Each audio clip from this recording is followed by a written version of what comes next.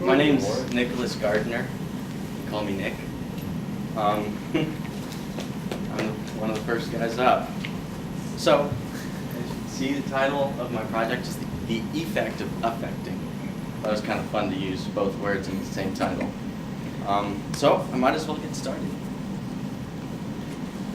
Is it possible to live in the world without affecting the lives of others? This was a question posed to our group in South Africa.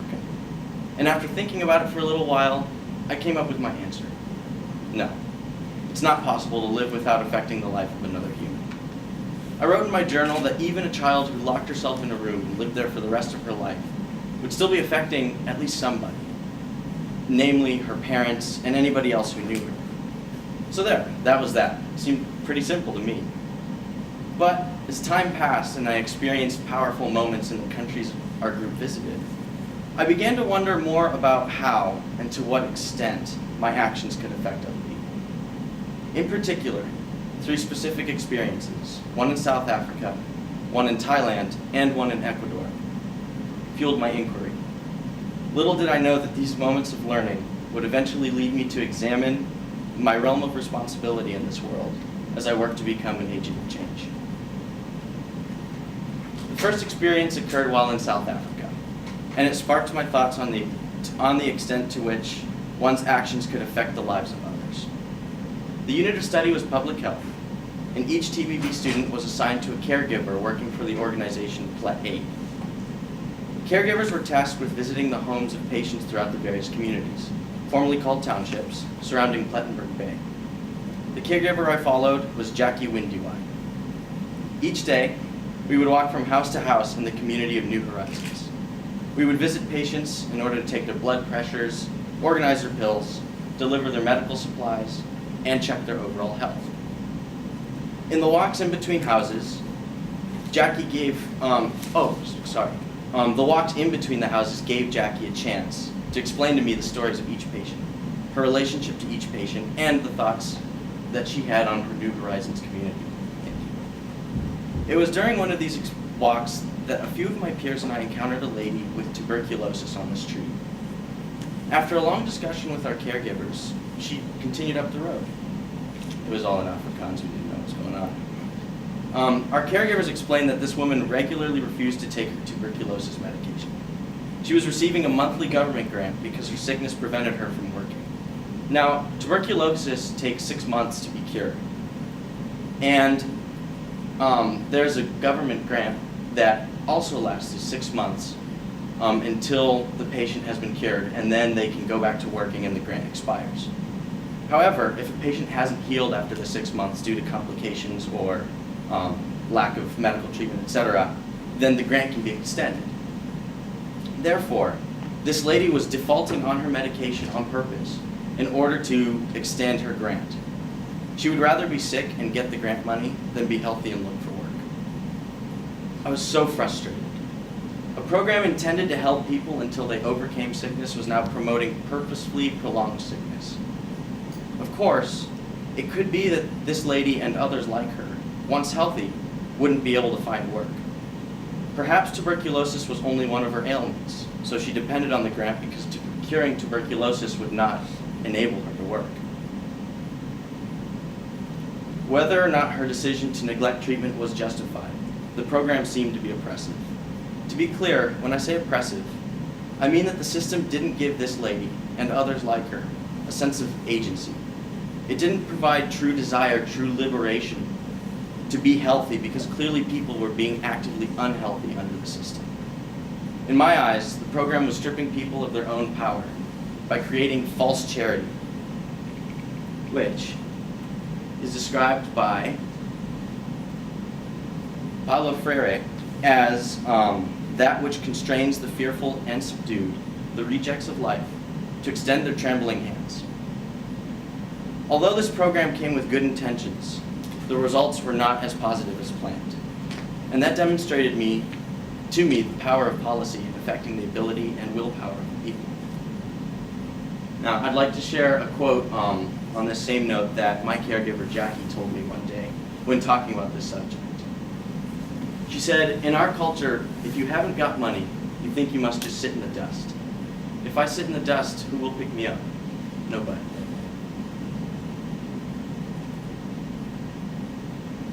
The second experience happened in Thailand. A good portion of our group's time was spent in Hoi Tong Ko, a tiny village of about 25 families in the mountains just east of Myanmar. Now, the Karen people live in small farming communities all throughout the northern mountains of Thailand. They speak their own language of Pakhaniath. They practice swidden farming, sometimes called slash and burn farming, and rotate their crops yearly to prevent soil nutrient depletion. In between the people of Hoi Tong Ko and the nearest small city of Mae Hong Son, snakes 3 hours worth of steep, rocky, and treacherous mountain road. We were on it. Because of this, the village depends on its own farming for sustenance, supplementing its financial income with activities such as blacksmithing and community-based tourism. Pigs and chickens are raised and butchered underneath the elevated bamboo houses. Water is taken from mountain springs and wells. Needless to say, this Karen farming community is very rural. My first host family there lived to one side of the village on a muddy hill. I climbed up that hill for the first time to meet my hosts. Muga and Pati, Pakhaniath for aunt and uncle, greeted me with much excitement and emotion. But there were no children with Muga and Pati. This puzzled me. I guess I kind of assumed that a rural farming community would have lots of kids. Well, the following night, I heard a motorcycle in the distance. The noise grew louder and louder, and it sounded like there were tires slipping on the mud of our hill. The motorcycle appeared by the fence, and sure enough, Supet, one of the children, arrived at the house. He was 20 years old and spoke a little bit of English. We introduced ourselves, after which he proceeded to eat and go straight to bed. He was riding the motorcycle down the muddy slope early the next morning. I tried my best to ask where he was going with what little Thai I knew. My host parents tried to understand with what little Thai they knew. When I finally got my question across, I received hunting, followed by Mae Hong Son for an answer. My host brother's stay had been so short, and he would only come back to return the kill of his hunt before returning to the city. I later gathered that the rest of the 5 children were all rather grown up, the youngest being about my age, and thus going to school or working in the cities. The only one who lived in the village was Supet, and even he traveled to and from Mae Hong Son regularly. The situation didn't really register in my mind until I heard that the elders of the village were discussing the loss of their newest generations. The excitement and opportunities of the cities were drawing youth from all over the region. Parents were sending their kids to school in more populated areas to learn to succeed in a rapidly changing world. And these kids certainly did learn mathematics, English, language arts skills, and science. But what they did not learn was how to practice swidden farming. They didn't learn how to live in their own communities. They didn't learn their native Pakhaniath language.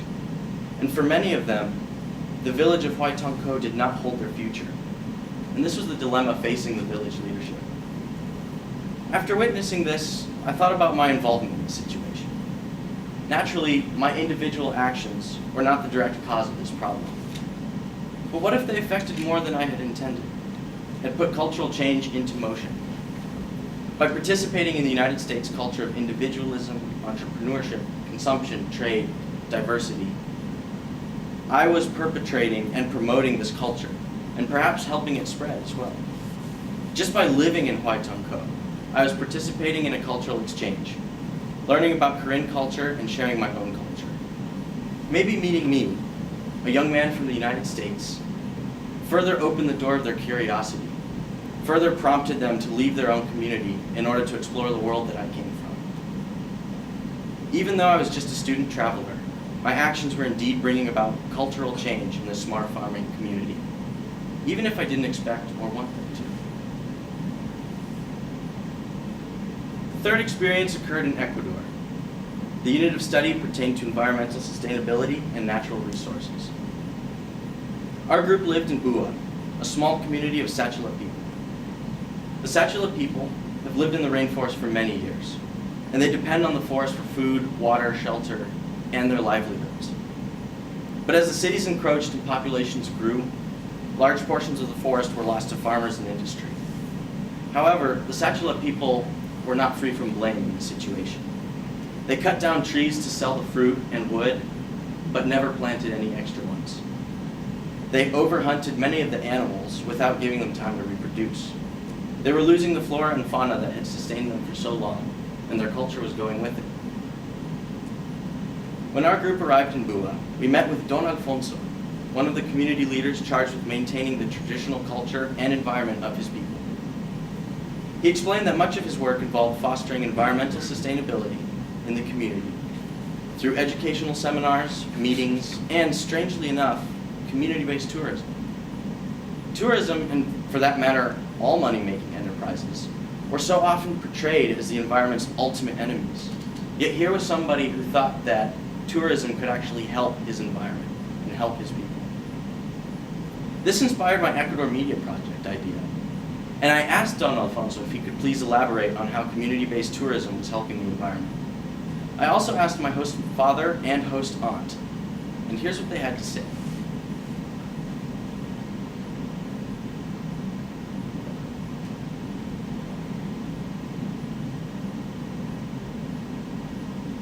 ¿Usted piensa que el turismo comunitario está ayudando al medio ambiente aquí en Goa? Sí, sí está ayudando. ¿De qué manera? Sí. Porque al realizar el turismo comunitario se hace no solo en un lugarcito de la comuna, sino en varios lugares de la comuna. Y la mayoría se ha hecho en beneficio del medio ambiente. El turismo. Sí, el turismo comunitario. Lo que estamos haciendo nosotros. ¿Está ayudando al medio ambiente o cómo? Como usted está trabajando a reforestar y como va a haber más plantas, va a haber más aire más limpio. Y para los pájaros también que vuelvan vuelta, porque ya se están disminuyendo y las plantas, más animalitos representan. Sí. Como quieran dar vida para nosotros, para respirar buen aire y para los animales también. ¿Usted piensa que el turismo comunitario está ayudando al medio ambiente aquí en Goa? Durante 10 años que yo estoy haciendo la experiencia, sí está dando resultados, sí es bueno. Sí. Sí es bueno. ¿Y cómo se ayuda? Primeramente es para trabajar específicamente en el turismo comunitario ecológico. Es muy interesante. Primero, cambiar de mentalidad de la persona. Sí. De muchos sentidos, de muchas cosas. Cuidado del medio ambiente. Siempre con objetivo de plazo largo, no a plazo corto, como esta especie de turismo comunitario ecológico. El turismo comunitario